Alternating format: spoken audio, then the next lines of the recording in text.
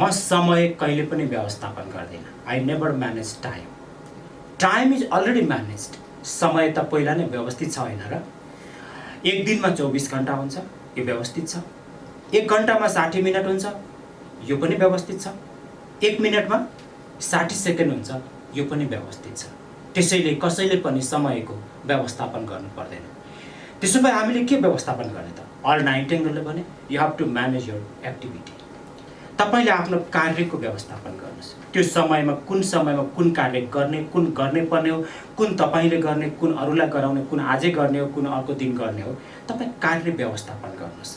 कार्यलाई व्यवस्थापन गर्नुभयो भने तपाई लक्ष्यमा पनि पुग्नुहुन्छ, तपाईलाई स्ट्रेस पनि हुँदैन, तपाई शेड्युलमा काम गर्नुहुन्छ र समयको तपाईले व्यवस्थापन गर्नु पर्दैन। त्यसो भए time management or activity management practically बुझ्दा त कार्य व्यवस्थापनै हो नि त हैन? बिल गेट्ससँग पनि उति नै समय हो, वारेन बफेटसँग पनि उति नै समय हो, ज्याकमासँग पनि उति नै समय हो, हामीसँग पनि उति नै समय हो र सडकमा बसेर भिख माग्ने भिखारीसँग पनि उति नै समय हो र अरूका कुरा काटी हिँड्ने, विखण्डन गरी हिँड्नेसँग पनि समय चाहिँ उति नै हो। तर यसलाई उसले कसरी उपयोग गरिरहेको छ भन्ने कुरा चाहिँ महत्त्वपूर्ण कुरा हो।